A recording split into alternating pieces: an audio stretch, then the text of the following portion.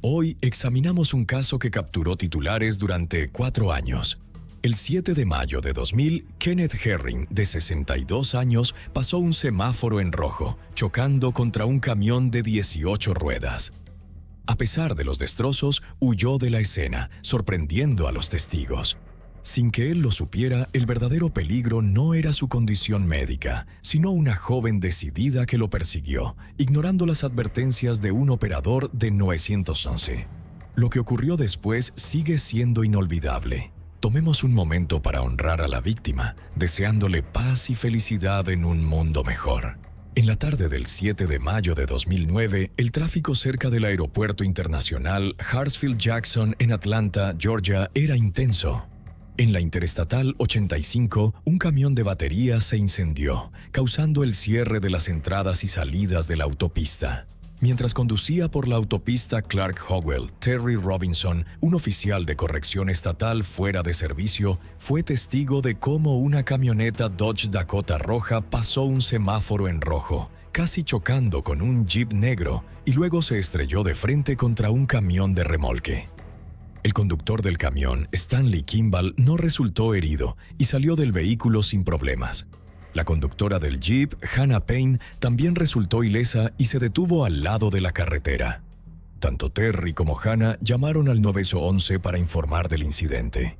El conductor de la Dodge, Kenneth Herring, de 62 años, no mostraba signos de lesión, aunque su vehículo estaba gravemente dañado, humeante y goteando aceite. Salió del vehículo y caminó para inspeccionar los daños. Sin embargo, habían pasado más de 20 minutos sin que llegara ninguna autoridad. Preocupado por el comportamiento de Kenneth, Terry notó que intentaba arrancar el auto y abandonar la escena. Él y otros intentaron tomar una foto de la matrícula de Kenneth. En ese momento, Hannah, la conductora del Jeep, decidió subirse al auto y perseguir a Kenneth. Mientras tanto, continuó contactando al 911 para proporcionar información sobre los movimientos de Kenneth y tratar de obtener su matrícula. El operador le aconsejó que no persiguiera el vehículo por razones de seguridad, pero ella siguió de cerca para registrar la información. La repentina persecución transformó la escena tranquila en un evento emocionante, dejando a todos esperando un desenlace impredecible. La mujer logró grabar y proporcionar información sobre el camión al operador. Notablemente, en lugar de regresar a la escena del accidente original, continuó siguiendo el vehículo que causó el accidente. El operador le animó a regresar al lugar del incidente, ya que las autoridades ya estaban en camino. Pero ella se negó, temiendo que el conductor del camión, en un estado anormal, pudiera causar otro accidente. Mantuvo una distancia segura, siguiendo el vehículo hasta que llegó la policía para manejar la situación. Lo que el operador del 911 no sabía en ese momento era que Hannah Payne había detenido su Jeep en la carretera en la intersección de autopista Forest y calle Riverdale, aproximadamente a 1 milla del lugar donde ocurrió el choque. Allí salió de su vehículo y se acercó a la ventana del lado del conductor de la camioneta Dodge de Kenneth con su teléfono celular en la mano. Mientras seguía el camión, el audio de la llamada capturó ruidos y voces indistintas mientras el teléfono de Hannah caía al suelo. Se produjo una tensa confrontación, durante la cual Hannah sacó su pistola con licencia de la funda en su cadera derecha. La pistola se disparó accidentalmente y la bala alcanzó a Kenneth Herring en el abdomen. Inmediatamente después del incidente, Hannah recuperó el teléfono y reportó lo sucedido al 911. En su declaración, afirmó que Kenneth sacó el arma durante una lucha con ella. También enfatizó que él la había atacado anteriormente. El oficial Richie del Departamento de Policía del Condado de Clayton llegó a la escena y encontró a los transeúntes gritando que la mujer junto al Jeep acababa de disparar a un hombre. La blusa negra sin mangas de Hannah se había rasgado durante el encuentro con Kenneth y se había cambiado a una sudadera rosa, pero permaneció en el lugar. Entregó rápidamente el arma, mientras los rescatistas corrían a sacar a Kenneth del camión y realizar medidas de emergencia.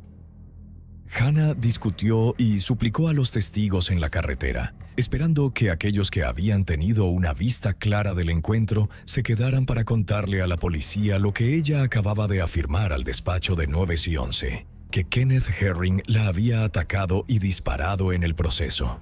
Desafortunadamente, la víctima fue llevada de urgencia al hospital, pero no sobreviviría. Hannah fue colocada en la parte trasera de un auto patrulla mientras los rescatistas en la escena comenzaban a trabajar en lo que había ocurrido en la concurrida carretera al final de la jornada laboral. Numerosos testigos habían observado los eventos desde diferentes puntos de vista. Después de que le leyeran sus derechos de Miranda, Hannah Payne comenzó a contar a los oficiales cómo decía que se había disparado el arma. La mujer había trabajado en gestión de propiedades desde que se graduó de la secundaria. Se encargaba de propiedades en alquiler, mostrando nuevos alquileres a posibles inquilinos y recolectando el alquiler. Como parte de este rol, la joven solía mantener reuniones con extraños, a veces en edificios vacíos, y ocasionalmente era responsable de llevar grandes sumas de dinero en efectivo. Hannah Payne, a sus 21 años, era elegible para una licencia de armas en Georgia, donde la edad mínima es 21. Llevaba el arma legalmente para defenderse. Kenneth Herring, de 62 años, murió tras el incidente.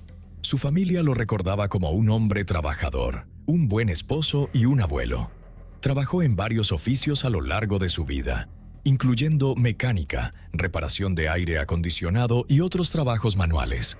Aunque no se especializó en ningún campo, siempre hacía todo con excelencia, gracias a su ingenio.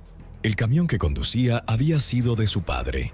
Dentro, la policía encontró una gran colección de objetos, incluyendo una variedad de herramientas que habría utilizado en su trabajo. Pero también encontraron agujas de insulina que eran necesarias para sus inyecciones regulares de insulina. Basándose en el comportamiento de Kenneth observado en la escena del accidente, se dedujo que probablemente había estado experimentando un shock diabético o de insulina. El médico forense del condado de Clayton no pudo determinar el nivel exacto de azúcar en la sangre de Kenneth en el momento de su muerte, ya que los niveles de azúcar en la sangre a menudo caen drásticamente después de la muerte. Terry Robinson, un testigo clave y oficial correccional del Departamento de Salud del Estado, le dijo a la policía que el comportamiento de Kenneth era consistente con los diabéticos que había visto en su trabajo. A diferencia de Hannah Payne, Terry dijo que Kenneth no estaba borracho, sino que estaba experimentando una emergencia médica. La viuda de Kenneth, Christine, más tarde confirmó el diagnóstico. Ella creía que su esposo estaba sufriendo una emergencia diabética y que podría haber estado tratando de llevarse a sí mismo al Centro Médico Regional del Sur cuando ocurrió el accidente. Solo unas horas después del tiroteo, Hannah se sentó con los detectives del Departamento de Policía del Condado de Clayton. Habló primero del accidente que ocurrió en la carretera Clark Howell, lo que llevó a su decisión de seguirlo. Les dijo a los detectives que se acercó a Kenneth para obligarlo a regresar a la escena del accidente anterior, como le había indicado el despachador de 911 cuando él ingresó al carril de fusión para girar a la derecha. Ella vio una oportunidad para obligarlo a detenerse. Hannah luego afirmó que caminó hacia él con su teléfono en la mano, explicando que estaba hablando con la policía. Dijo que fue en ese momento cuando Kenneth atacó y la agarró, dejando su teléfono caer al suelo. Mientras agarraba el frente de su camisa, Hannah recordó que Kenneth pisó el acelerador y chocó contra su jeep, golpeando la llanta. Según el relato, Kenneth repetidamente decía: «Tengo algo para ti» durante su comportamiento agresivo. Temerosa y ansiosa, Hannah sacó su pistola legal, advirtiéndole que se detuviera. Afirmó que Kenneth intentó agarrar el arma, lo que llevó a una lucha. Durante la lucha, el arma se giró, a veces hacia ella, a veces hacia él. Hannah dijo que no estaba segura de si tenía el dedo en el gatillo. Describió una situación caótica, con Kenneth tirando repetidamente de su camisa y tratando de agarrar la pistola. Eventualmente, el arma se disparó, causando la tragedia. La verdad es que la pistola tenía una doble seguridad. Primero se debe presionar un gatillo en la parte superior trasera de la empuñadura, generalmente con un agarre firme alrededor de la empuñadura, y luego también se debe colocar un dedo dentro de la guarda del gatillo y tirar simultáneamente para que el arma dispare. Hannah afirmó que no pensaba que su dedo estuviera en el gatillo porque conocía las características de seguridad de su propia pistola. También les dijo a los detectives que durante la lucha por el arma, tanto sus dedos como los de Kenneth estaban en el gatillo. Tiana McCraney, una testigo que pasaba por allí, dio un relato diferente. Tiana estaba llevando a un colega a casa cuando vio que el jeep se metió frente a la camioneta en el carril de incorporación en la autopista Forest.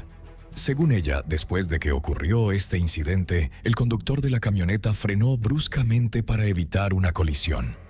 La conductora del jeep se enojó, salió del vehículo, sacó un arma y le gritó al conductor de la camioneta antes de que la situación se intensificara. Tiana, al acercarse desde atrás del jeep, no fue la única en ver a Hannah Payne como la agresora en el incidente. Cameron Williams, que llegó tarde a un seminario y pasó por la escena momentos después de que se disparó el arma, logró grabar un breve video. El video muestra a Hannah sosteniendo el arma y sacando a la víctima de la camioneta. Luego se agacha en el suelo, lo que inicialmente llevó al testigo a creer que estaba recogiendo las cápsulas. Sin embargo, fue entonces cuando Hannah presumiblemente recogió su teléfono y llamó al 911 para solicitar una ambulancia. Las lesiones de Hannah fueron documentadas por la policía del condado de Clayton tras su entrevista. Tenía rasguños leves pero visibles en la parte posterior de su cuello, donde afirmó haber sido agarrada y empujada hacia adelante. Otro estaba en su muñeca derecha, donde les dijo a los detectives que Kenneth la había agarrado. La zona estaba roja y ligeramente hinchada. Hannah también afirmó haber sufrido un corte en el labio y enrojecimiento que amenazaba con moretones en su cara. Sus manos mostraban signos similares de angustia. Mientras esperaba a los detectives en la estación, se había quitado las uñas acrílicas. Dijo que también se rompieron en la lucha. Cuando se procesaron los artículos en la camioneta roja, la policía encontró una serie de objetos que podrían haber respaldado sus afirmaciones de que Kenneth había estado alcanzando hacia atrás en el vehículo en busca de un arma para hacerle daño. Entre el desorden dentro del vehículo había algunas herramientas más pesadas, una linterna y, lo más notable, un cuchillo. El cuchillo se encontró junto con varios otros objetos en la parte trasera del asiento del pasajero. Los investigadores determinaron que podría haber sido accesible desde el asiento del conductor, pero consideraron que el cuchillo no era más relevante para el crimen que ninguna de las otras herramientas de Kenneth. El único testimonio de que Kenneth tenía la intención de alcanzar algo para causar daño provenía de Hannah. Posteriormente, se emitió una orden de arresto en su contra por 8 cargos. Enfrentó 2 cargos de asesinato en primer grado, un cargo de asesinato con malicia y asalto agravado, así como encarcelamiento falso por presuntamente bloquear la camioneta de Kenneth y mantenerlo a punta de pistola. También fue acusada de 3 cargos de posesión de armas durante la comisión de un crimen. Si es condenada, podría ser sentenciada a cadena perpetua, con más de una década añadida consecutivamente. Comenzando con los primeros cargos presentados a finales de mayo y extendiéndose hasta el 1 de octubre, la defensa de Hannah, liderada por el abogado Matt Tucker, presentó una serie de mociones. El señor Tucker también presentó solicitudes de emergencia para reconsiderar la fianza basándose en la evidencia emergente del Estado. En estas audiencias, la defensa llamó a Hannah una buena samaritana que se metió en una mala situación. Dijo al tribunal que ella temía por su vida y sentía que necesitaba sacar el arma para defenderse. El señor Tucker también argumentó que las grabaciones del 911 del incidente habían sido alteradas intencionalmente por el Estado para eliminar secciones de audio que eran beneficiosas para la defensa. Incluso llegó a afirmar que las imágenes de un teléfono celular mostrarían claramente la lucha entre Hannah y Kenneth y probarían su inocencia. Aunque estas afirmaciones parecían poco probables, Hannah finalmente obtuvo la fianza y fue liberada bajo arresto domiciliario con un monitor de tobillo y un toque de queda a las 9 p.m. La liberación de Hannah bajo fianza no fue bien recibida por la familia Herring y muchos otros que creían que sus acciones tenían motivaciones raciales. Inicialmente, el caso atrajo la atención nacional porque involucraba a una mujer blanca disparando a un hombre negro. El hecho de que a Hannah Payne se le concediera fianza 2 veces aumentó la controversia. Aquellos más cercanos a Hannah se manifestaron sobre la cobertura mediática y lo que consideraban una representación injusta e inexacta de una persona que conocían. Las órdenes judiciales a nivel estatal durante el auge del brote de COVID-19 ralentizaron todo el sistema judicial en Georgia. Estos retrasos iniciales empujaron la fecha del juicio de Hannah mucho más allá de 2020 y hacia 2021. Después de pasar 3 años, el caso aún no mostraba signos de ir a juicio. El hermano de la víctima, Keith Herring, escribió una nota a la NAACP solicitando asistencia. Mi hermano, Kenneth Herring, fue asesinado a sangre fría por Hannah Payne. Esta asesina está en libertad bajo fianza y no ha sido llevada ante la justicia. Las voces en las redes sociales se hicieron eco de la causa, declarando a Hannah Payne como una Karen racista que asumió que tenía el derecho de detener a un hombre negro a punta de pistola mientras él estaba teniendo una emergencia médica. Para la primavera de 2022, ella seguía bajo arresto domiciliario y no había fecha de juicio. La NAACP emitió un comunicado en ese momento, expresando una grave preocupación por la falta de urgencia y pidiendo la resolución expedita del caso. Se estableció una fecha de juicio para más tarde ese año, pero luego el caso se encontró con otra causa extremadamente inusual de retraso cuando el abogado defensor de Hannah, Matt Tucker, no se presentó en la corte. El abogado le dijo al tribunal que no pudo asistir en el último minuto porque había sufrido un derrame cerebral y estaba hospitalizado. El juez Malone dudó de la veracidad de esta afirmación, llamando directamente al hospital para confirmar que el señor Tucker era efectivamente un paciente, pero no había sufrido un derrame cerebral. Desafortunadamente, el juicio no pudo comenzar a tiempo y se retrasó aún más. En diciembre de 2023, casi 4 años después de la muerte de Kenneth Herring, comenzó oficialmente el juicio por asesinato de Hannah Payne. La fiscal del condado de Clayton, Bonnie Smith, argumentó que Hannah no tuvo participación en el accidente original el día del incidente, sino que intervino de manera enojada y dominante. Ignoró las instrucciones del operador del 911 y continuó persiguiendo la camioneta de la víctima, incluso bloqueando el camino al poner las ruedas delanteras frente a la camioneta. En lugar de reconocer los signos de confusión y la condición médica de Kenneth, intentó forzarlo, a pesar de no tener autoridad para hacerlo.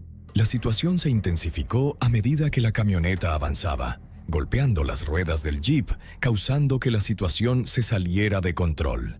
En respuesta, la mujer sacó su arma. Las cosas se intensificaron mientras intentaba obligar al hombre a salir del vehículo usando fuerza física. Mientras trataba de mantener su distancia, gritó y usó su rodilla para empujarlo hacia atrás, mientras él se inclinaba hacia el vehículo, aparentemente tratando de agarrar algo. La fiscal instó al jurado a usar el sentido común y la experiencia al evaluar el contenido de la situación, pidiéndoles que consideraran lo que estaba a punto de suceder y qué había hecho reaccionar a Kenneth como lo hizo. Los testigos de la escena subieron al estrado para testificar sobre sus recuerdos de ese día. El incidente en sí ocurrió extremadamente rápido, con cada testigo acercándose a la escena desde diferentes ángulos, dándoles varios puntos de vista. Cada uno tenía posibles obstrucciones visuales, y en parte debido a esto, el testimonio de los testigos presenciales fue inconsistente en algunas partes. Un testigo recordó que Hannah había sacado su arma inmediatamente después de salir de su jeep, mientras que todos los demás recordaron que esto ocurrió después de que ella ya había interactuado con Kenneth en su camioneta. Otro testigo identificó incorrectamente en la corte dónde en la carretera había ocurrido realmente el tiroteo. Aún así, otros no pudieron decir dónde estaba el arma, dentro o fuera del vehículo, cuando se dispararon los tiros. El enfoque del abogado defensor Matt Tucker al interrogar a estos testigos presenciales exacerbó los relatos fragmentados, frustrando tanto a los testigos como a los fiscales. A pesar de eso, algunos aspectos clave del testimonio de los testigos fueron consistentes. Lo más importante es que cada testigo describió la actitud de Hannah al acercarse a Kenneth en su camioneta como agresiva, y todos los testigos informaron haberla visto golpearlo. Hannah no puede alegar defensa propia si el jurado determina que ella inició la pelea y no intentó desescalar la situación. Ella salió del jeep, caminó hacia la camioneta y comenzó a gritar y golpear el vehículo.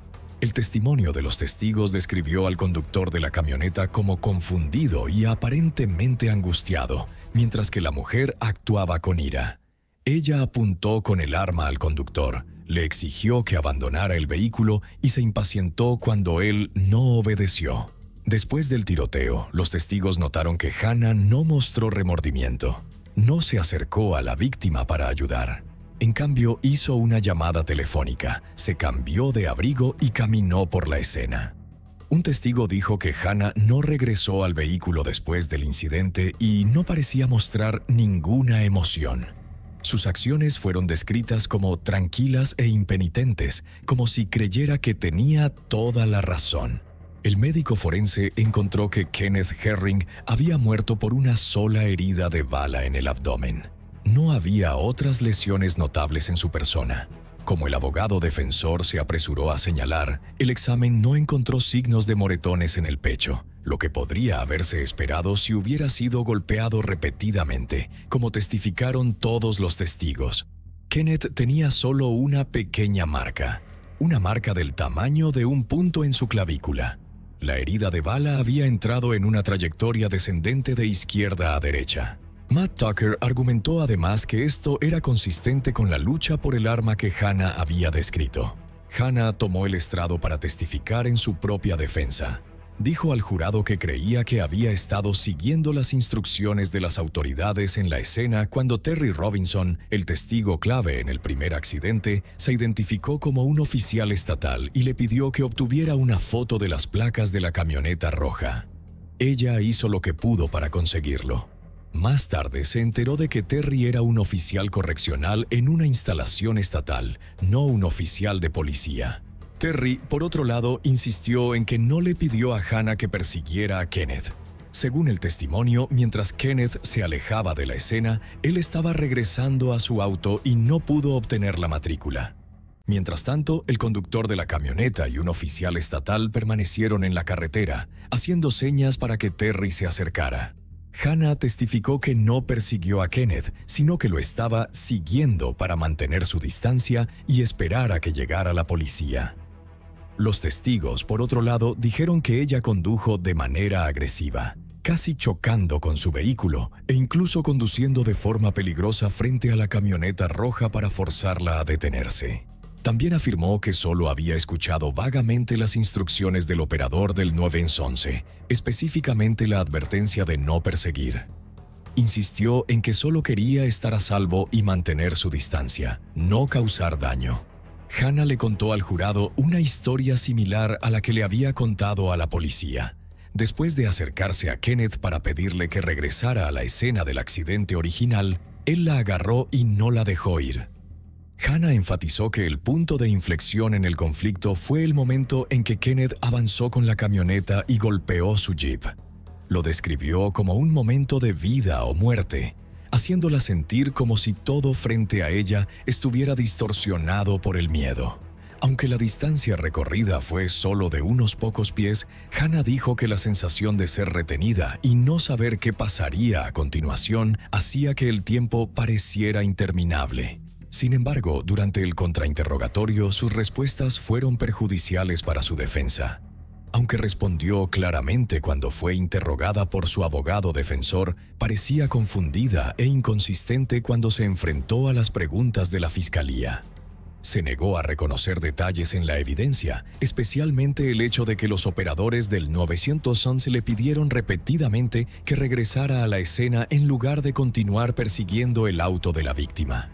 Cuando se le preguntó sobre situaciones específicas, a menudo no podía recordar exactamente lo que había dicho años atrás o argumentaba que no recordaba claramente.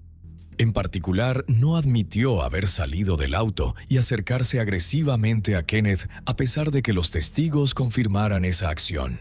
Matt Tucker, el abogado defensor, argumentó que Hannah Payne era simplemente una mujer joven y naïve que intentaba hacer lo correcto. La retrató como alguien que genuinamente quería ayudar. Los testigos de la fiscalía contradijeron esto, describiendo a Hannah como enojada, maldiciendo y haciendo demandas a un hombre mayor que se encontraba en medio de una emergencia médica. A pesar de sus intenciones, las acciones de Hannah parecieron agresivas. La fiscalía señaló que ella persiguió a un hombre que no conocía, salió de su auto y se acercó a él con exigencias. La víctima, Kenneth, no tenía razón para escucharla y no era consciente de sus intenciones. Después de aproximadamente 2 horas de deliberación, el jurado encontró a Hannah culpable de los 8 cargos, incluyendo asesinato con malicia. Cuando se leyó el veredicto, sus partidarios sintieron una mezcla de emociones. Para algunos hubo un sentido de alivio al reflexionar sobre el testimonio presentado en la corte. La fiscalía pintó un retrato de la verdadera Hannah Payne, quien parecía irrespetuosa y con derecho en la sala del tribunal y durante la llamada al 911. El Estado pidió que el tribunal impusiera una sentencia acumulativa de cadena perpetua por los 8 cargos, con un término consecutivo de 15 años por encarcelamiento falso y otros cargos de armas. Dejaron la cuestión de la libertad condicional a la discreción del tribunal. A Hannah se le impuso cadena perpetua con posibilidad de libertad condicional, pero su condena por el cargo de encarcelamiento falso le valió otros 8 años que se cumplirían de manera consecutiva. El cargo de arma de fuego agravado sumó otros 5 años a eso. Después de la audiencia, la fiscal del condado de Clayton, Tasha Mosley, abordó la situación, revelando que tanto las familias de Payne como de Herring habían recibido amenazas de muerte. Enfatizó que su oficina investigó estas amenazas e instó al público a dejar de apuntar a las familias. Mosley dijo que la sentencia era justa, ya que la acusada cumpliría 43 años en prisión, y pidió a América que sanara sus heridas. Subrayó que amenazar la vida de las familias solo obstaculizaba el proceso de sanación para todos los involucrados. En su búsqueda de lo que creía era justicia, Hannah cruzó la línea, actuando por impulso, ira y un sentido mal colocado de autoridad. Sus acciones llevaron a consecuencias desafortunadas, dejándola con un arrepentimiento irreparable. Esta historia nos recuerda nuestro propio papel en la sociedad. ¿Dejamos que la compasión y la comprensión nos guíen o permitimos que el orgullo y el juicio nublen nuestras decisiones? Que esta historia sea un recordatorio, una inspiración para pensar cuidadosamente antes de actuar, escuchar los consejos de los demás y siempre poner la humanidad en primer lugar. Solo entonces realmente entenderemos qué es la justicia y cómo vivir de acuerdo a ella. Laken Riley, una joven de 22 años llena de energía y pasión, amaba especialmente correr. Solía trotar de 3 a 6 veces a la semana con su amiga cercana Connolly, una de sus 3 compañeras de cuarto. En mayo de 2023, Laken se transfirió de la Universidad de Georgia en Athens para unirse al programa de enfermería de la Facultad de Medicina de Augusta. Su objetivo final era convertirse en enfermera pediátrica, una carrera estrechamente vinculada a su profundo amor por los niños. Para Laken, los niños no solo eran una fuente de inspiración, sino también la fuerza impulsora detrás de su incansable búsqueda de crecimiento académico y personal. A las 9:03 a.m. del 22 de febrero de 2024, Laken salió de su casa cerca del campus para trotar por los campos intramuros. Esa mañana corría sola. El área consistía en un gran parque con campos de fútbol, canchas de tenis, senderos y un lago. Era un lugar popular para los estudiantes que corrían y otras actividades al aire libre. 2 minutos después de comenzar su carrera, las cámaras capturaron a Laken dirigiéndose hacia el sur en la Milledge Avenue Extension. Sostenía su teléfono celular en la mano izquierda, con 2 AirPods blancos visibles en sus oídos. Laken a menudo escuchaba música o llamaba a su madre para charlar mientras trotaba, pero la llamada que Laken realizó esa mañana no fue a su madre. 6 minutos después de pasar por la parada de autobús, dirigiéndose hacia el este por los senderos hacia las vías del tren, Laken se detuvo en seco. Su reloj inteligente registró el momento exacto en que pasó de un movimiento fluido a una parada total. Solo un momento después se activó la función SOS en su teléfono celular. La llamada fue a 911. Se escuchó una breve voz apagada en el fondo de la llamada, seguida de ruidos de forcejeo y 4 golpes ligeramente amortiguados. La llamada duró solo 1 minuto antes de que el teléfono se desconectara. Las llamadas posteriores del operador de emergencias a su número no obtuvieron respuesta. Connolly era la compañera de carrera habitual de Laken, pero ese día en particular estaba ocupada con clases durante toda la mañana. Alrededor de las 11:15 a.m., Connolly revisó su teléfono y se encontró con una serie de llamadas y mensajes perdidos. Su compañera de cuarto, Lily, había intentado contactarla, preguntando si Connolly había tenido noticias de Laken. Además, había un mensaje de voz de la hermana menor de Laken, Lauren, quien también estaba preocupada después de no poder comunicarse con ella. Una interrupción del servicio de AT&T esa mañana agravó aún más la ansiedad. Aunque el dispositivo de Laken no se vio afectado, la interrupción interrumpió la comunicación entre los teléfonos de las dos mujeres. Para las 11 a.m. quedó claro que, a pesar de la interrupción, su prolongado silencio era inusual y preocupante. Lily regresó a la casa y descubrió que su amiga no había vuelto de su carrera matutina. Usando la función de ubicación compartida en su teléfono, descubrió que el teléfono de Laken estaba en una zona boscosa cerca de los campos intramuros y había estado estacionario durante horas. Alarmada, Lily se dispuso a investigar, acompañada de su cuarta compañera de cuarto, Sofía, quien acababa de regresar de un examen, y del perro de Lily, Champ. Siguieron el camino que Laken solía correr, siguiendo la ubicación indicada en su teléfono. A medida que se acercaban a los bosques junto a los campos atléticos del campus, avanzaron entre las hojas y la maleza a lo largo de un sendero principal. Allí, Champ avistó un AirPod blanco anidado entre las hojas muertas. Se dieron cuenta de que probablemente era de Laken. Preocupadas, llamaron inmediatamente al 911. El sargento Kenneth Maxwell, del Departamento de Policía de la Universidad de Georgia, rápidamente se puso en acción. Tomó una captura de pantalla del teléfono de Laken y envió su foto e información a sus colegas para ayudar en la búsqueda.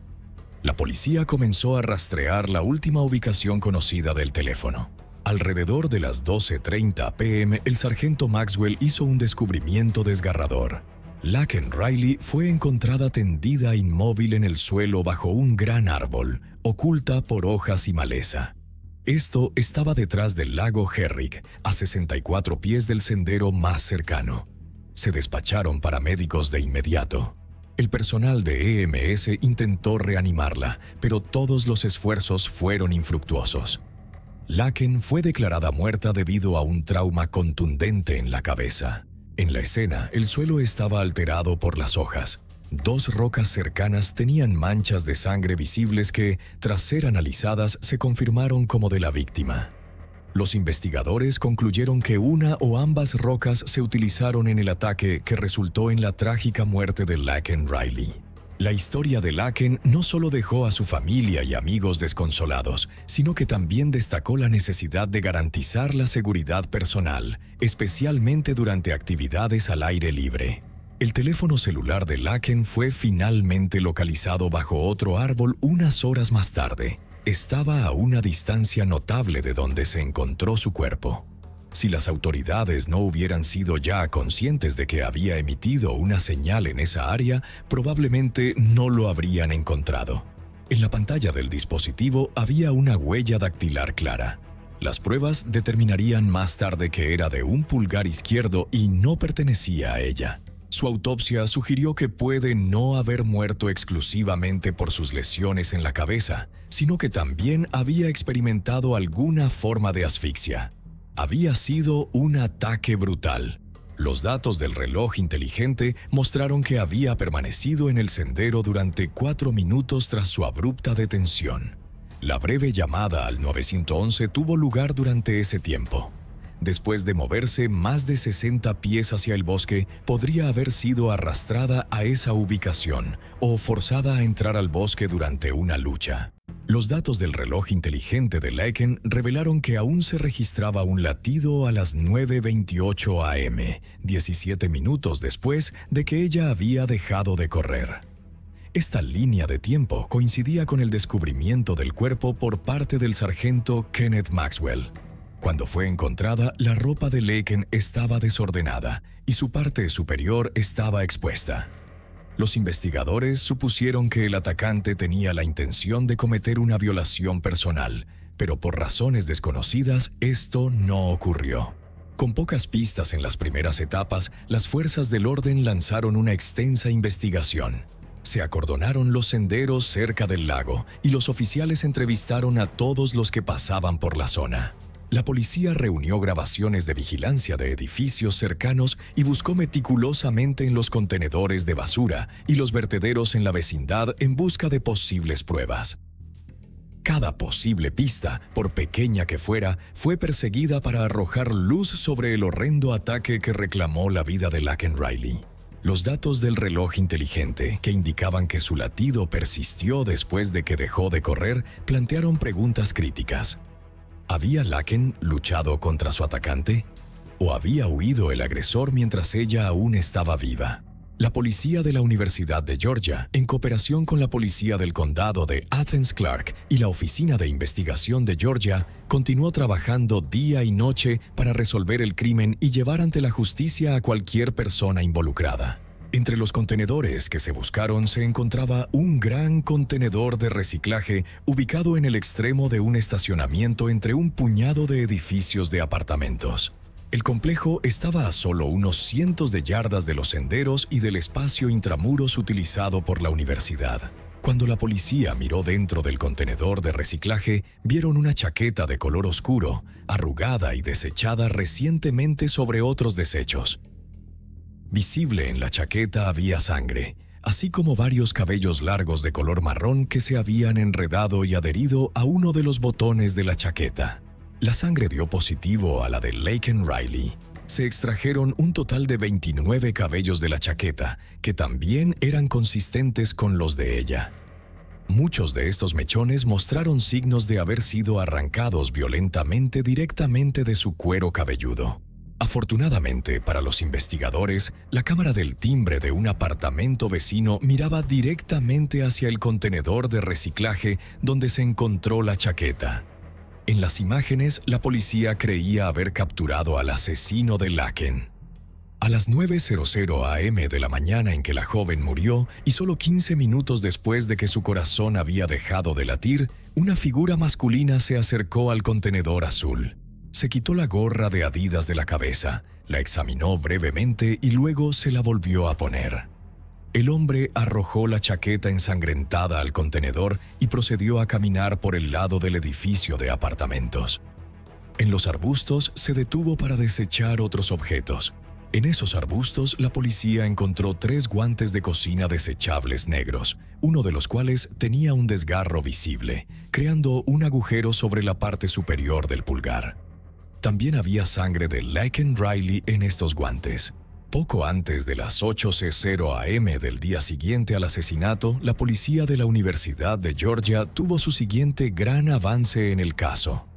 Fuera del complejo de apartamentos donde se habían descubierto la chaqueta y los guantes, avistaron a un hombre que llevaba una gorra negra de Adidas idéntica a la que usaba el sospechoso del asesinato. Ese hombre era Diego Ibarra, un nacional venezolano y residente del complejo de apartamentos. Presentó a los oficiales una tarjeta verde falsa. A través de su investigación, la policía descubrió que Diego vivía con sus 2 hermanos, Argenis Ibarra, también conocido como Manny, y José Ibarra, a quien a veces llamaban Víctor. Había una mujer en el hogar, Rosbely Elisbeth Flores Bello. El grupo vivía en los Estados Unidos ilegalmente, pero había logrado ganar dinero con algunos trabajos a tiempo parcial, principalmente en restaurantes locales. Diego también había conseguido un trabajo en servicios de alimentos en la universidad. Fue José Ibarra, o Víctor, quien salió de la cama y, sin querer, llamó la atención de la policía del campus mientras se reunían afuera. El joven de 26 años rápidamente se convirtió en el foco de su investigación. Los oficiales notaron rasguños visibles en sus brazos, manos y la parte posterior de su cuello. Cuando José se quitó la camisa más tarde, se encontraron lesiones similares en su espalda. Cuando se le preguntó sobre el enrojecimiento en sus nudillos, José lo desestimó, afirmando que sus manos simplemente estaban frías. Más notablemente, cuando se le preguntó sobre los rasguños frescos en su cuerpo, hizo un gesto de ignorancia, insistiendo en que no estaban allí antes. A pesar de la evidente naturaleza de las heridas, no ofreció ninguna explicación al sargento. A lo largo de su interacción con los oficiales, José y su grupo parecían extrañamente relajados. Fumaban cigarrillos, reían y bromeaban como si nada serio estuviera sucediendo. Cuando se le pidió que levantara el cabello para una inspección completa de su cara, José accedió, pero hizo una curiosa admisión.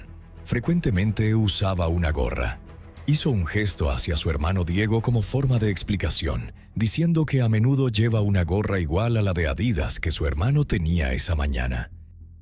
Después de obtener una orden para el apartamento, los oficiales encontraron varios guantes desechables negros en el cajón de la cocina, que coincidían con los manchados de sangre tirados en los arbustos. La combinación de sus lesiones, respuestas vagas y su comportamiento casual ante el escrutinio policial solo profundizó las sospechas en torno a José, marcándolo como una persona de interés en la investigación en curso. En la estación, tanto Diego Ibarra como Rosbel y Elisber Flores identificaron a José Ibarra como el hombre en el video del contenedor de basura. También confirmaron que el día anterior él había estado usando la gorra de Adidas de su hermano menor. Esto fue verificado aún más por fotos extraídas del teléfono celular de José a las 4:00 am y nuevamente a las 5:00 am. El sospechoso se había tomado selfies de sí mismo con la ropa que aún llevaba en el video del contenedor de basura. Había publicado estas selfies en línea. Lo más notable es que se le veía vestido con la gorra negra de Adidas y la chaqueta oscura, ambas las cuales habían dado positivo por la sangre de Laken Riley. Las cámaras del timbre de los apartamentos vecinos capturaron los movimientos de José Ibarra, tanto la noche anterior como el día del asesinato. Las imágenes revelaron que José llevaba la misma ropa, una chaqueta y una gorra, la noche anterior al incidente. No fue hasta después del asesinato que cambió de ropa. Más imágenes incriminatorias fueron grabadas a las 10:00 am de la mañana siguiente. Se vio a José dirigiéndose hacia otro contenedor de basura dentro del complejo de apartamentos, aparentemente llevando artículos adicionales.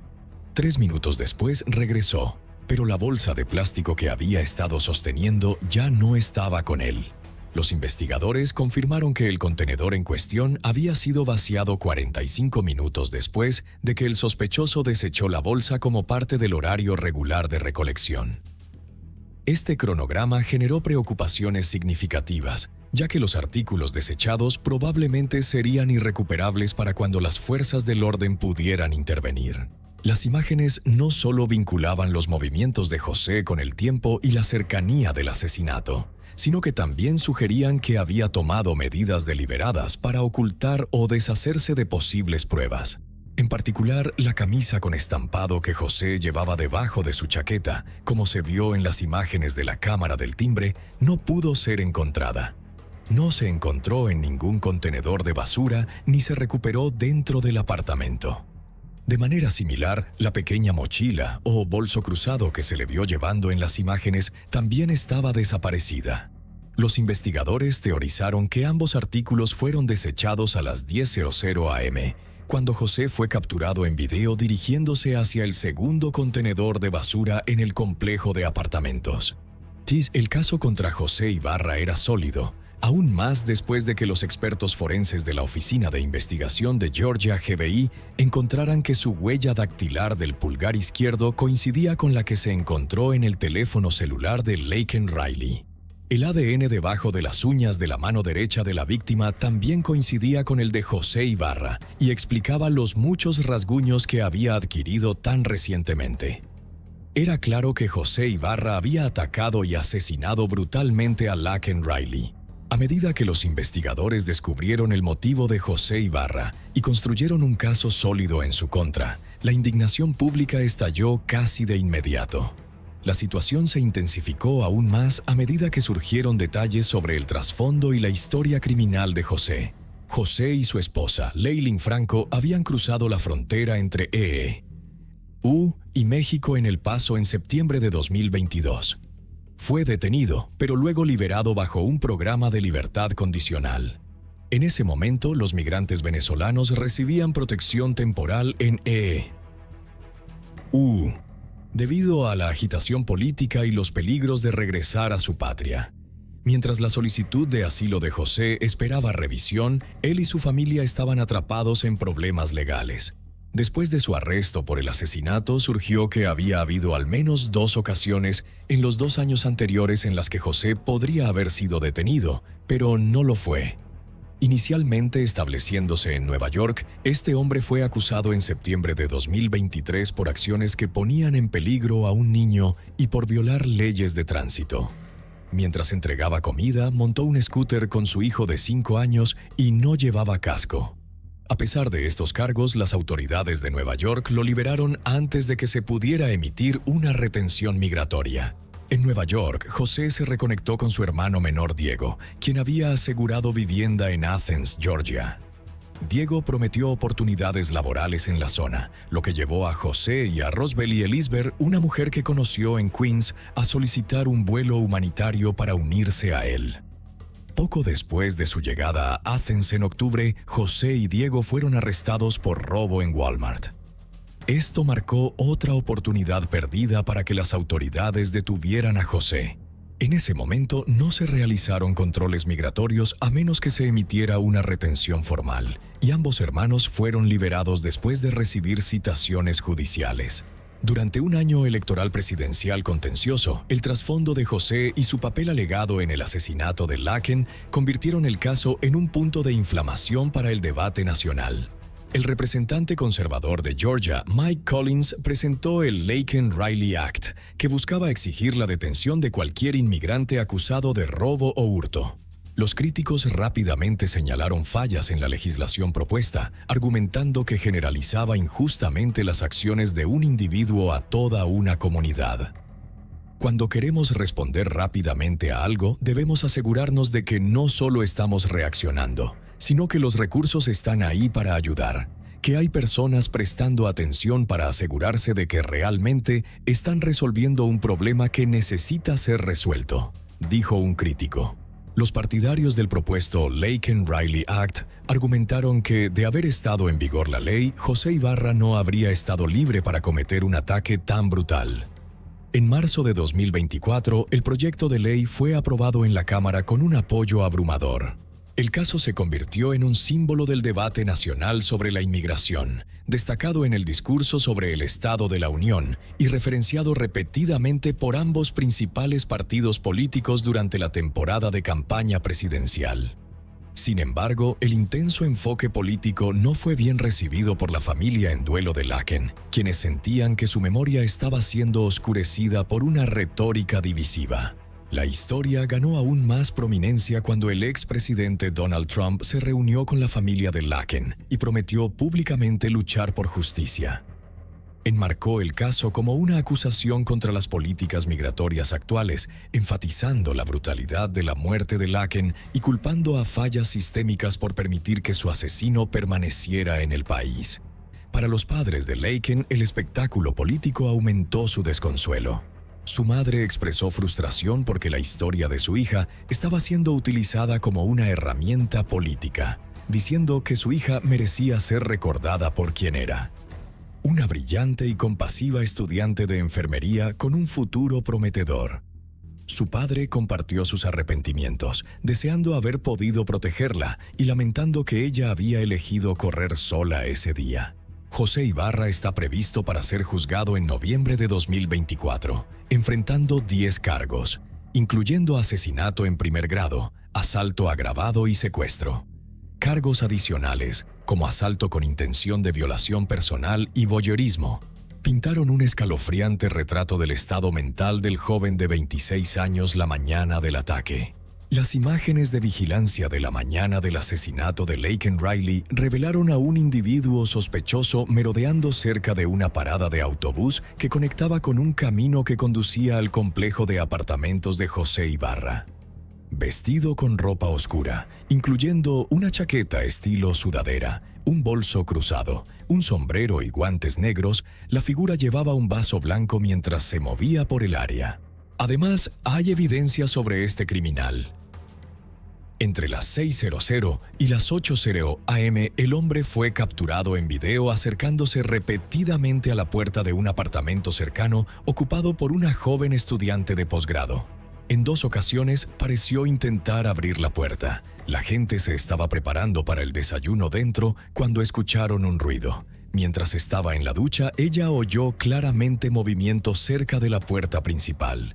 Asustada gritó, lo que provocó que el hombre se escondiera fuera de la vista antes de huir del área. Alarmada, contactó inmediatamente al 911. Los oficiales que respondieron buscaron en el área, pero no pudieron localizar al sospechoso.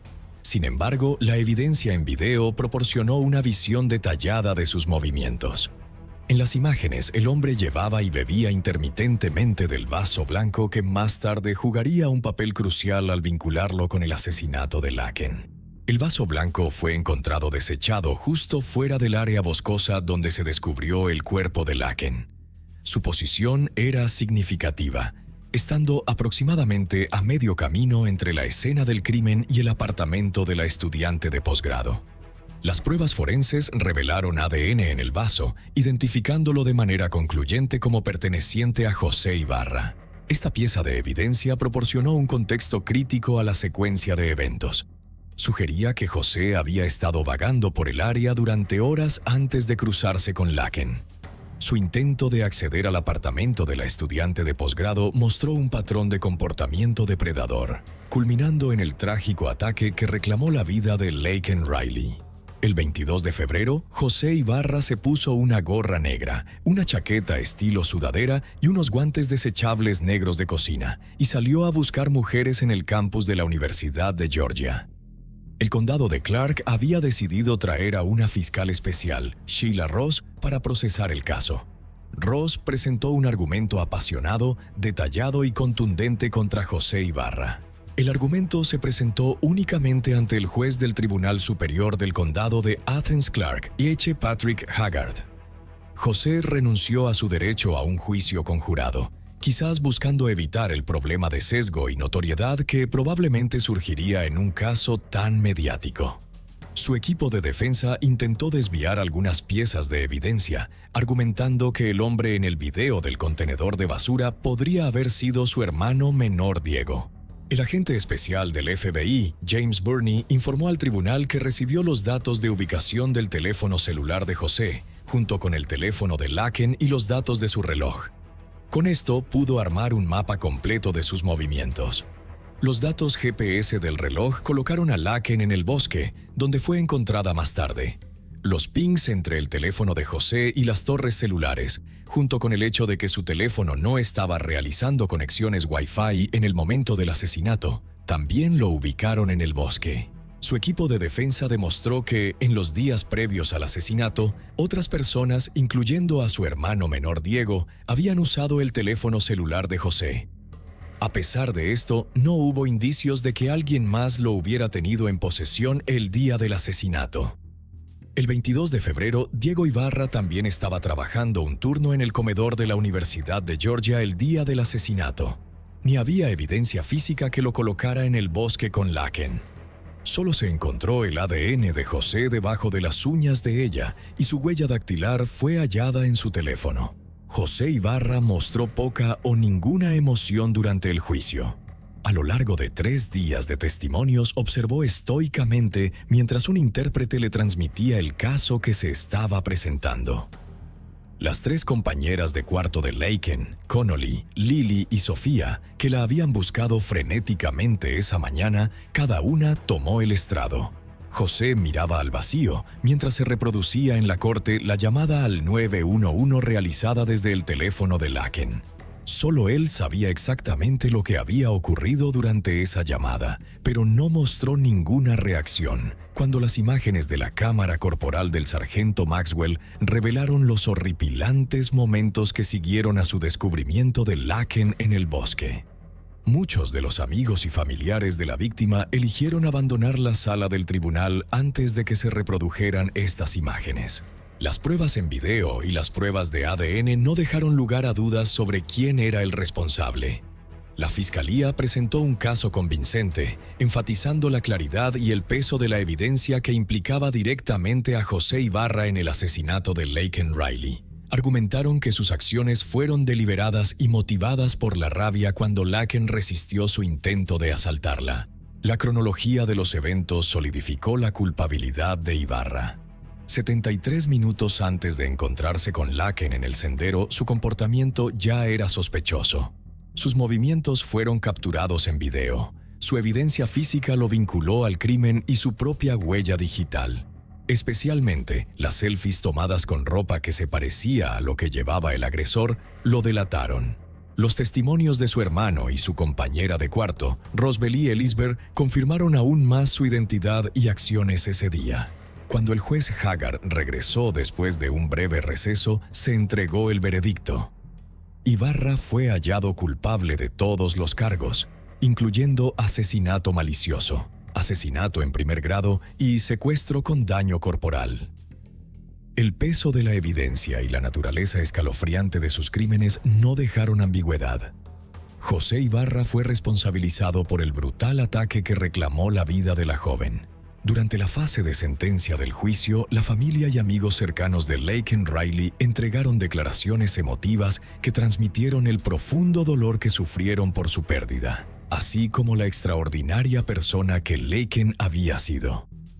Allison Phillips, su madre, su padrastro John Phillips, su hermana Lauren, su padre Jason Riley y varios de los amigos más cercanos de Laken compartieron testimonios conmovedores. Hablaron del corazón compasivo de Laken, que no solo la guió hacia una carrera en enfermería, sino que también la convirtió en una amiga querida para muchos. Su participación activa en su iglesia y su papel como mejor amiga y modelo a seguir para su hermana menor destacaron la profundidad de su carácter y el impacto positivo que tuvo en quienes la rodeaban. José Ibarra fue condenado a cadena perpetua sin posibilidad de libertad condicional. Que la historia de Laken sea un catalizador no solo para reflexionar sobre nuestra responsabilidad de crear una sociedad más segura, sino también una oportunidad para que cada uno de nosotros tome acción. Vivamos de manera más fuerte, conectemos más y realmente cuidemos unos de otros, porque ninguno de nosotros es invisible.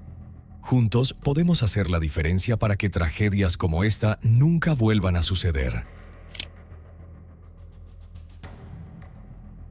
Las dos mujeres que aparecen en estos retratos son Veronica Butler, de 27 años, y Gillian Kelly, de 39 años, dos víctimas en un caso de secuestro y asesinato que conmocionó a todo Estados Unidos a principios de 2024. Sus muertes no solo causaron un dolor inmenso a sus familias y comunidades, sino que también revelaron una oscura conspiración orquestada por personas cercanas a ellas, incluida la ex-suegra de Verónica, Tiffany Adams, su novio y un grupo calculado de cómplices. Lo que comenzó como una disputa por la custodia se convirtió en una ejecución a sangre fría en las llanuras de Oklahoma. Si quieres conocer toda la secuencia de los hechos y la verdad detrás de este crimen impactante, quédate hasta el final del video. Comencemos. El 14 de abril de 2024, en una zona rural remota de Oklahoma, un descubrimiento puso fin a casi 2 semanas de búsqueda. Los agentes de la ley encontraron un congelador industrial que contenía los cuerpos de las dos mujeres desaparecidas, Veronica Butler y Gillian Kelly, quienes habían desaparecido el 30 de marzo. La búsqueda había comenzado después de que los familiares reportaran su desaparición. La primera pista llevó a los investigadores a una carretera secundaria cerca de la frontera con Kansas, donde se encontró el Kia azul de Verónica estacionado en el arcén. Las puertas aún estaban cerradas, pero el interior estaba desordenado. Cerca, la policía encontró sus gafas y un martillo con el mango roto. Había manchas de sangre tanto en el asfalto como dentro del vehículo. La operación de búsqueda se amplió en un radio de varias millas desde la ubicación del automóvil. Se movilizaron drones, perros rastreadores, maquinaria pesada y voluntarios. Finalmente se rastreó una señal hasta una granja privada en el condado de Beaver. Los investigadores supieron que el 29 de marzo, un hombre llamado Tad Cullum había alquilado ese terreno, diciendo que planeaba talar un árbol y enterrar escombros de construcción. Esto le permitió operar maquinaria y realizar actividades en la propiedad sin llamar la atención. Cuando las autoridades llegaron a la granja, notaron de inmediato un área de tierra removida, lo que más tarde condujo al hallazgo. Se encontró sangre en la ropa de las víctimas. Cerca había un cuchillo, una sudadera con capucha oscura, unos jeans y zapatos todos manchados de sangre. Ese mismo día, los investigadores descartaron una desaparición accidental y entregaron el caso a la Oficina Estatal de Investigación. La pregunta urgente ahora era: ¿quién y por qué orquestó una ejecución tan calculada en medio del campo desolado? Aquella mañana fatídica, Veronica Butler salió de Hugoton, Coranzas, con la intención de recoger a sus hijos para la visita programada del fin de semana. El sábado era el día designado por el tribunal para las visitas. La acompañaba Gillian Kelly, esposa de un pastor local. Su ruta ya había sido preestablecida. De Hugoton al pueblo cercano de Ava, en Oklahoma, donde la abuela entregaría a los niños en una gasolinera. El padre de los niños estaba en rehabilitación en ese momento y no podía participar. La distancia entre ambos puntos era de unas 30 millas, en su mayoría por carreteras rurales. Según los datos telefónicos, ambas mujeres salieron de Hugoton a las 8 a.m. Sus teléfonos permanecieron activos hasta las 9:42 a.m., cuando ambos perdieron señal simultáneamente. Los familiares llamaron varias veces, pero no obtuvieron respuesta.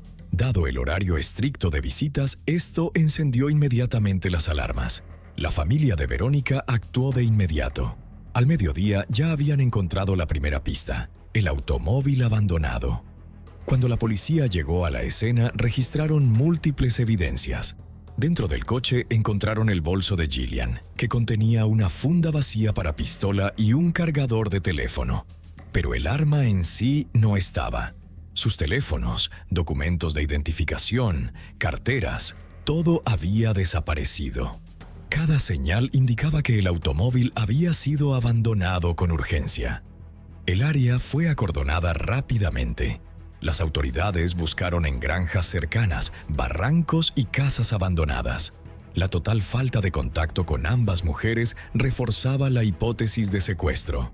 Pero sin testigos ni cuerpos, el caso llegó a un punto muerto.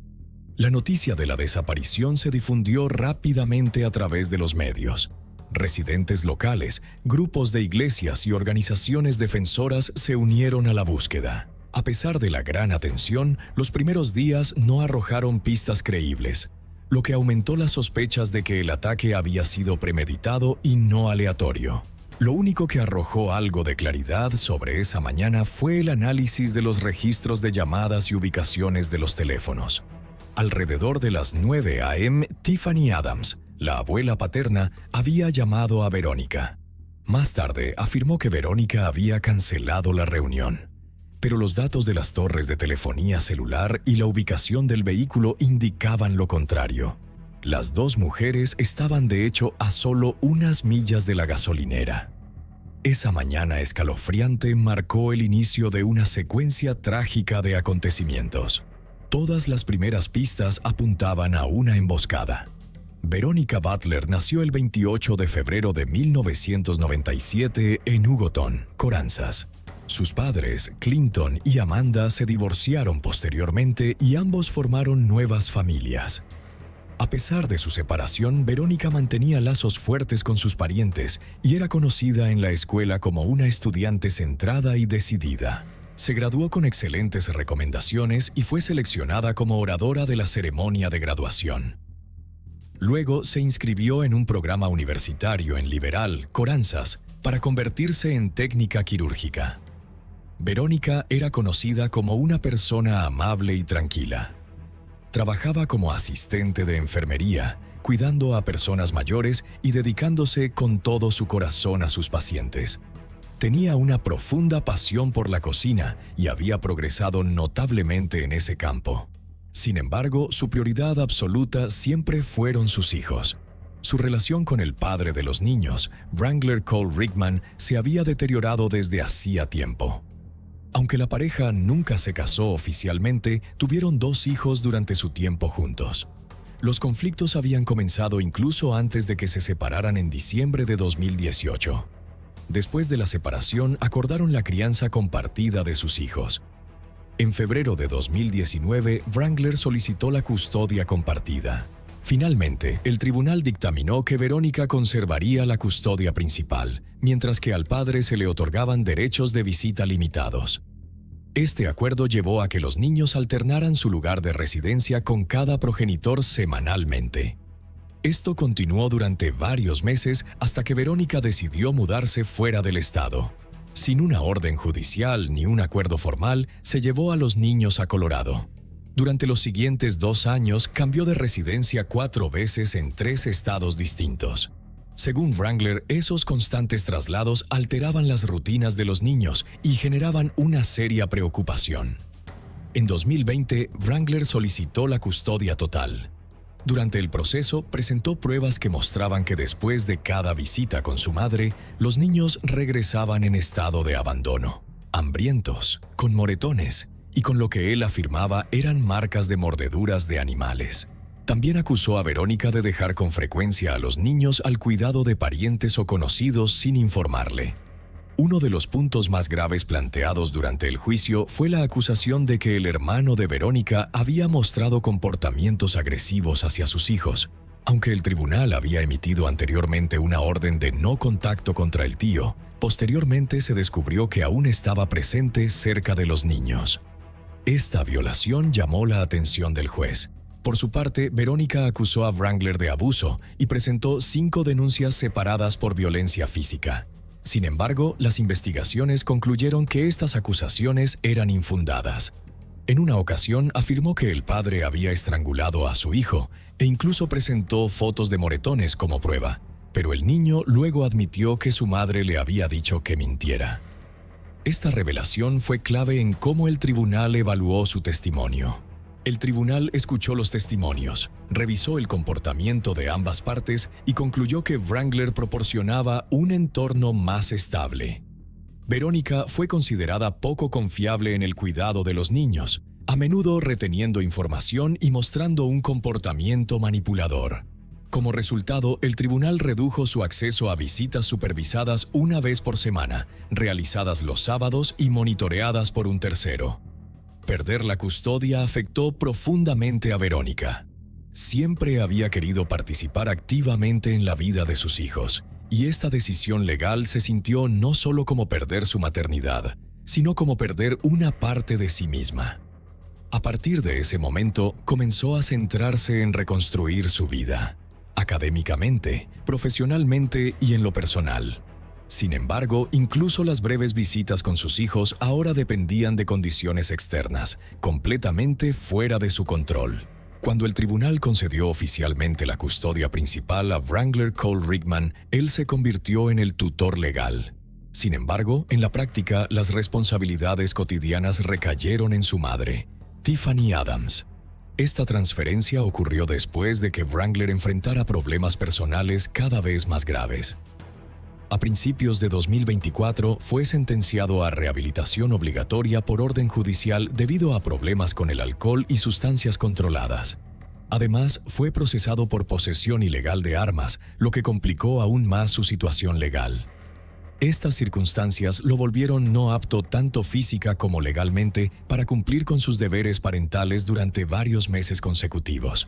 Durante la ausencia de Wrangler, Tiffany asumió el cuidado de sus nietos. Vivía con su pareja, Tad Cullum, y su hogar se convirtió en la residencia principal de los niños.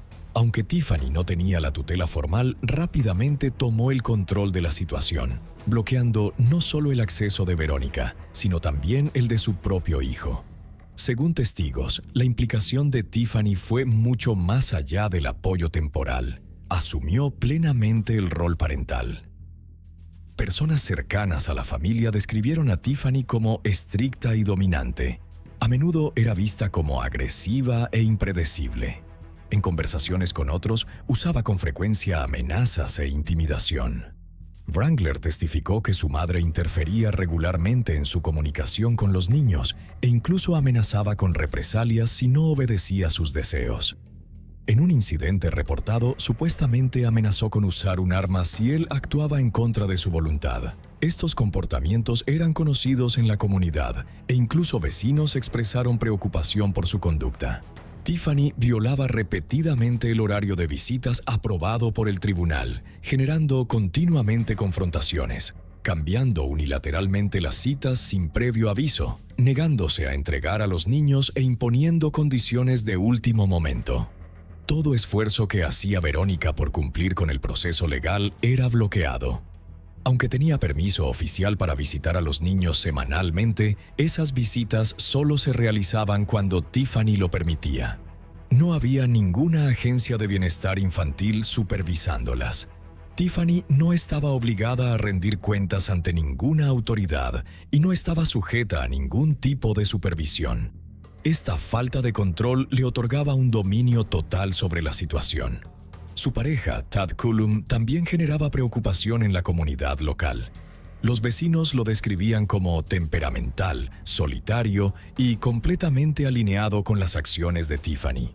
Según los registros policiales, tenía acceso a armas de fuego y municiones. Su participación activa en la vida de los nietos de Tiffany se consideraba potencialmente peligrosa, pero en la práctica no existía ninguna base legal para intervenir. A principios de 2024, Verónica Butler había realizado cambios significativos en su vida personal y social. Después del doloroso fallo judicial, comenzó a construir un nuevo camino, sin más conflictos, dentro del marco legal y con el objetivo de lograr estabilidad. Encontró un trabajo estable y continuó sus estudios en un programa médico en un colegio, con la meta de convertirse en técnica quirúrgica. Esta trayectoria profesional fue una elección deliberada. El ámbito médico ofrecía estabilidad a largo plazo, la oportunidad de ayudar a otros y era evidencia de su disposición a asumir responsabilidades.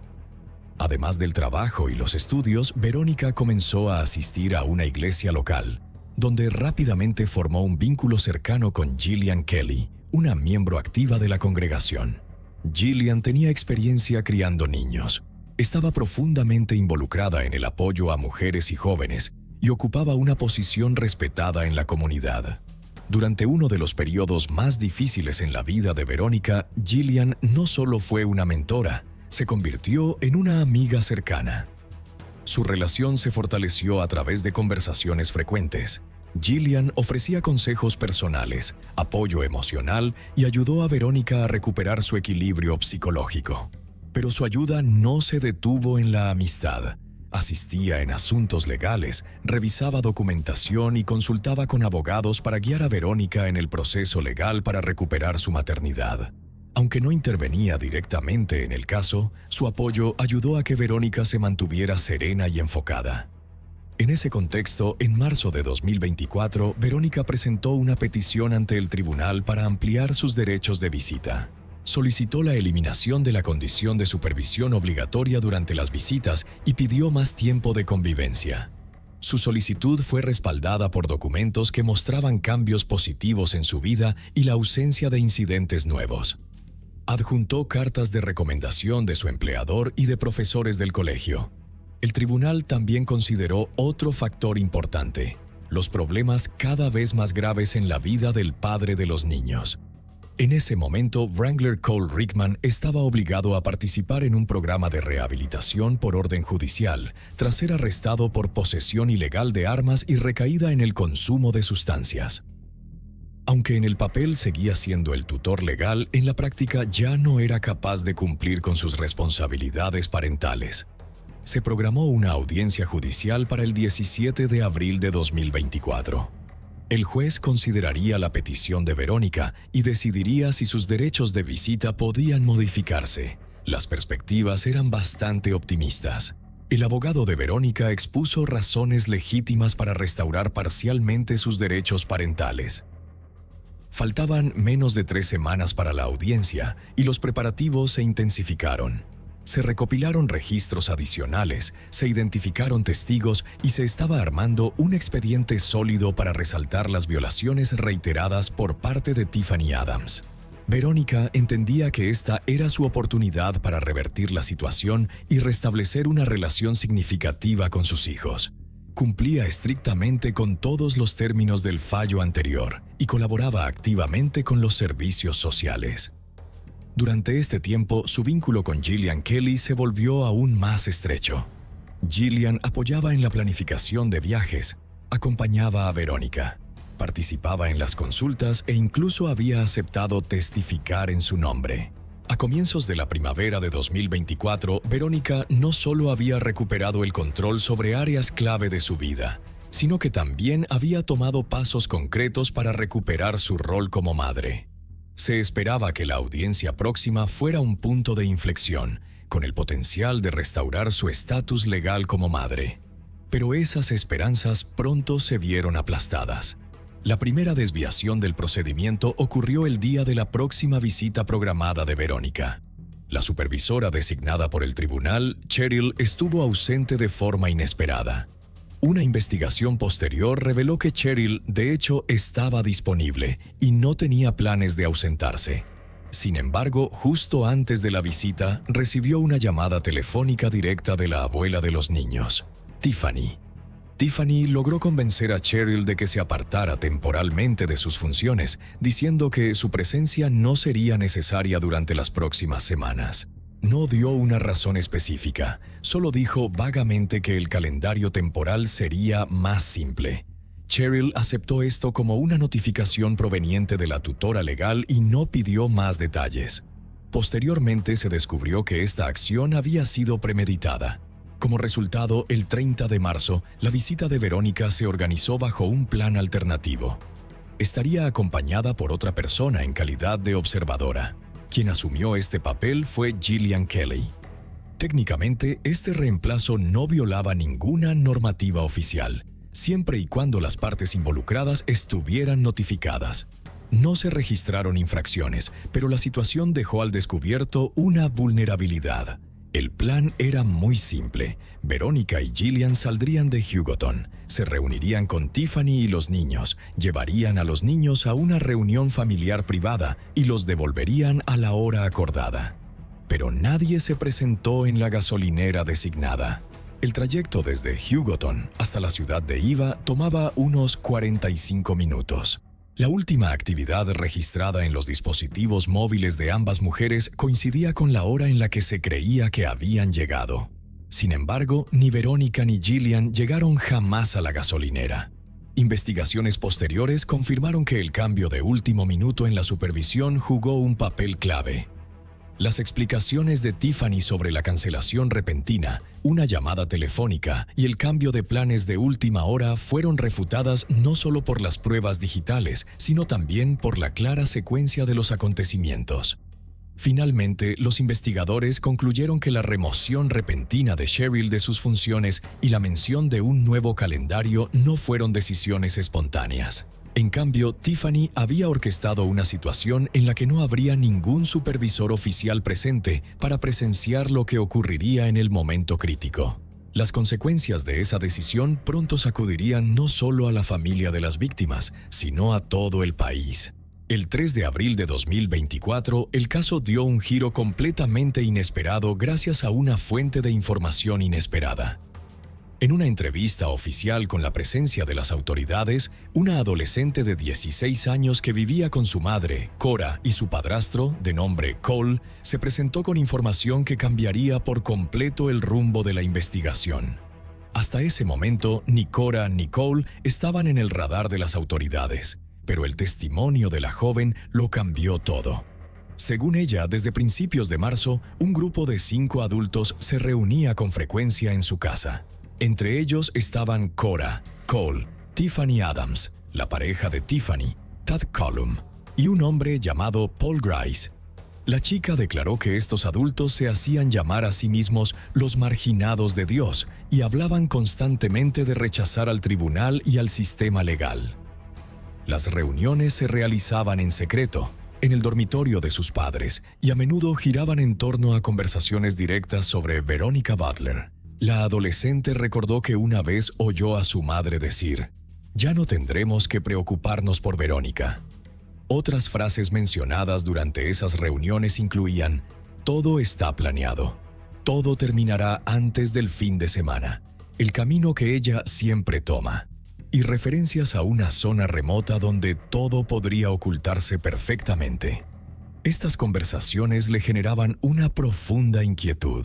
Los investigadores prestaron especial atención a las descripciones sobre los preparativos logísticos. Según la joven, el grupo guardaba dispositivos de descarga eléctrica en la casa y utilizaban teléfonos extraños que cargaban por separado. Ella no sabía para qué servían esos dispositivos. También recordaba que Tiffany solía llevar bolsas con objetos desconocidos, y esas bolsas nunca permanecían mucho tiempo en la vivienda. El día en que Verónica y Gillian desaparecieron, la chica dijo que se despertó temprano, pero que los adultos ya habían salido de la casa. Regresaron alrededor del mediodía, visiblemente tensos. Cora le ordenó de inmediato que limpiara a fondo el interior de la camioneta blanca sin darle ninguna explicación. Cuando la joven empezó a hacer preguntas, Kai, nombre alternativo o apodo de Cora, solo dijo que las cosas no habían salido como se esperaban, pero que ya no había nada de qué preocuparse. Al preguntarle sobre Gillian Kelly, su madre le respondió que sabía exactamente con quién estaba tratando. Y cuando la presionó para saber si se había utilizado algún arma, solo respondió: «Tú no viste nada y no sabes nada». Más tarde, según el testimonio de la adolescente, Cora llegó a confesar: «El cuerpo fue enterrado muy profundo. Nadie podrá encontrarlo». Esas palabras sirvieron como una confirmación indirecta de que se había cometido un crimen. La chica también declaró que la planificación había comenzado semanas antes, posiblemente en febrero. En un momento dado, el grupo incluso consideró simular un accidente dejando caer un objeto pesado sobre el auto de Verónica desde un vehículo en movimiento. Ese plan no se ejecutó porque Verónica se encontraba en casa ese día. Sin embargo, el solo hecho de discutir algo así demostraba que existía intención de causar daño antes de su desaparición. Se puso especial atención en el papel de Tiffany dentro de esta conspiración. Según el testimonio de la joven, Tiffany fue quien inició las reuniones, afirmando que Verónica estaba dañando a sus nietos y que no tenía derecho a ser madre. Fue ella quien impulsó con más fuerza a los demás miembros del grupo a tomar acción para salvar a los niños. Y todos los demás adultos, Cora, Cole y Tad, aceptaron sin oponer resistencia. El testimonio de la joven de 16 años fue formalmente registrado y se convirtió en la base para órdenes de allanamiento y vigilancia. Su relato marcó un punto de inflexión fundamental. Por primera vez, los investigadores no solo descubrieron una conspiración deliberada, sino que también pudieron vincular a individuos específicos con acciones e intenciones que indicaban claramente que se trataba de un crimen premeditado. Aunque la chica no participó en las actividades del grupo, su declaración se convirtió en la clave para desentrañar la cronología y la lógica detrás de la planificación. Sus revelaciones sentaron las bases para la siguiente fase de la investigación. El plan deliberado para eliminar a Veronica Butler y Gillian Kelly había sido ejecutado en su totalidad. La emboscada fue preparada a lo largo de un camino rural remoto que Verónica solía tomar durante sus visitas de fin de semana con sus hijos. Los miembros del grupo seleccionaron previamente un tramo desierto de la carretera y llevaron un vehículo propiedad de uno de los sospechosos a ese lugar. Según confesiones posteriores, el grupo bloqueó deliberadamente el camino, obligando a Verónica a desviarse de su ruta habitual hacia un sendero más aislado. Aunque esta acción violaba el punto de encuentro aprobado por el tribunal, los responsables creían que Verónica, al reconocer un vehículo familiar o pensar que el cambio tenía que ver con su hijo, no sospecharía nada inusual. Esta táctica llevó a ambas mujeres a una zona completamente bajo el control del grupo. Las dos mujeres estaban claramente desprevenidas ante lo que les esperaba. Pruebas encontradas en el lugar, incluyendo señales de lucha e incluso lesiones visibles en los sospechosos, sugerían que ocurrió una confrontación repentina. Por ejemplo, Tad Cullum fue encontrado con arañazos frescos en el rostro y el cuello al momento de su arresto. Lesiones que los investigadores creen que fueron infligidas durante el intento de resistencia de una de las víctimas. Intentó ocultarlas dejándose crecer una barba rápidamente, pero los expertos determinaron que el vello facial tenía apenas unos días. La naturaleza de sus heridas reforzó la conclusión forense de que al menos una de las víctimas se defendió con fuerza significativa. Los investigadores determinaron que el objetivo original del crimen era Veronica Butler. Sin embargo, según la testigo adolescente, su madre, Cora, dejó en claro que Gillian no era una simple espectadora, sino que se había puesto del lado del enemigo. Esa evaluación llevó finalmente a la decisión de atacar a ambas mujeres. Para encubrir sus acciones, el grupo había preparado de antemano un sitio de entierro, lejos de cualquier carretera principal. Con el permiso del propietario del terreno, Tad Cullum estuvo en esa propiedad la noche del 29 de marzo, donde más tarde se descubrió una tumba recién cavada. Pruebas adicionales mostraron un alto nivel de coordinación. Datos de torres de telefonía móvil revelaron que teléfonos desechables registrados a nombre de Tiffany y otros miembros del grupo emitieron señales en la zona de la emboscada la mañana del incidente. Más tarde, 2 de esos teléfonos fueron encontrados cerca de la granja donde se hallaron los cuerpos. Esto permitió a las autoridades reconstruir los movimientos de los sospechosos a lo largo del día en que ocurrió el crimen. Los investigadores creen que la camioneta de Cora y Cole fue utilizada para transportar a las víctimas. Objetos encontrados en su casa incluían ropa manchada con una sustancia oscura que se cree que era sangre, así como un cuchillo negro y prendas que coincidían con la descripción de la testigo. Los posibles motivos del crimen incluían venganzas personales, el deseo de eliminar a Verónica de la disputa legal por la custodia en curso y el temor de que su versión de los hechos pudiera ganarse la simpatía del tribunal. Dado que Gillian se encontraba en el vehículo con Verónica, también se convirtió en blanco del ataque y fue tratada con la misma brutalidad. El análisis forense digital mostró que los teléfonos desechables se usaban exclusivamente para la comunicación interna del grupo. Evitaban por completo el uso de líneas telefónicas fijas.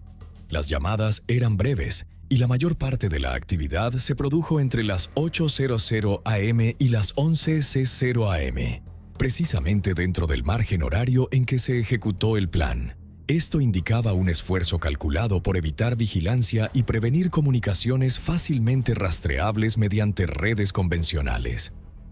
El historial de búsqueda recuperado de dispositivos vinculados a Tiffany generó fuertes alarmas.